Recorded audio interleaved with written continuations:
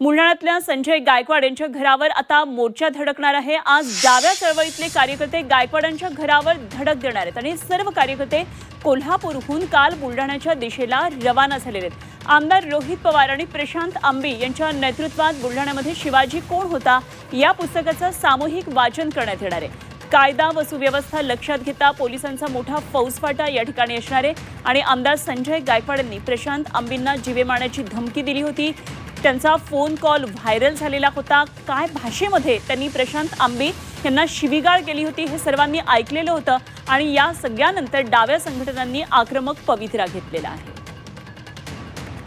आणि या संदर्भात थेट जाऊया बुलढाण्यामध्ये आमचे प्रतिनिधी माझे सहकारी मयूर निकम आपल्या बरोबर जोडले गेलेले आहेत। जाणून घेऊया मयूरकडून आणखी माहिती। मयूर, आज कोल्हापूरकर बुलढाण्यामध्ये येणार आहेत। आमदार संजय गायकवाड यांच्या निवासस्थानी एक मोठं आंदोलन होणार आहे। डावे कार्यकर्ते यामध्ये असतील, सामूहिक वाचन होणार असल्याचं कळते। काय नेमके सगळे वातावरण काय दिसतंय नेमकं या निमित्तानं? नक्कीच गोविंद पानसरे लिखित शिवाजी कोण होता या पुस्तकाचा जो वाद आहे, या शीर्षकाचा जो वाद आहे तो आता विकोपाला जाताना दिसतोय। कोल्हापूर पासून तर बुलढाण्यापर्यंत वातावरण पेटलेलं आहे।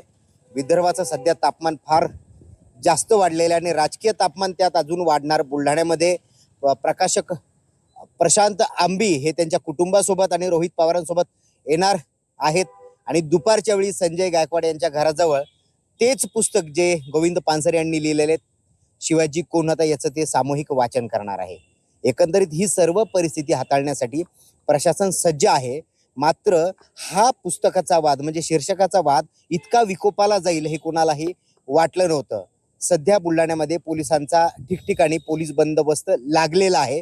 दुपारच्या वेळी प्रशांत आंबी हे त्यांच्या कुटुंबासोबत या ठिकाणी येणार असल्याने त्यांचे कार्यकर्ते सुद्धा एकत्रित होत आहेत आणि या पुस्तकाचं सामूहिक वाचन केल्यानंतर नेमकी काय परिस्थिती होते, कारण की इथली परिस्थिती अशी आहे की संजय गायकवाडांचे कार्यकर्ते सुद्धा काल त्यांनी पोलीस स्टेशनला जाऊन कलेक्टर ऑफिसला जाऊन त्यांनी निवेदन दिलेलं आहे की प्रशांत आंबी यांनी पुस्तकाचं वाचन करावं, मात्र छत्रपती शिवाजी महाराजांचा उल्लेख हा एकेरी न करता करावं आणि विशेष म्हणजे गायकवाडांचा उल्लेख हा करताना त्यांच्याबद्दल अपशब्द नाही निघले पाहिजे, नाही तर आम्ही सुद्धा तयार आहोत असाही एक सज्जड दम त्यांनी सुद्धा दिलेला आहे।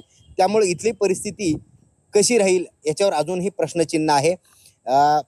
कायदा व सुव्यवस्था राखण्यासाठी पोलीस प्रशासन त्या पद्धतीची काळजी घेतंय, मात्र दुपारनंतरच कळेल ऐन मध्यान्हाच्या वेळेस की या ठिकाणी वातावरण किती तापणार। खरंय। धन्यवाद दिलेल्या सगळ्या सविस्तर माहितीसाठी मयूर, आणि जरूर आपल्याकडून या संदर्भातली माहिती जाणून घेत राहू। मयूर निकम आमचे प्रतिनिधी आपल्या बरोबर होते।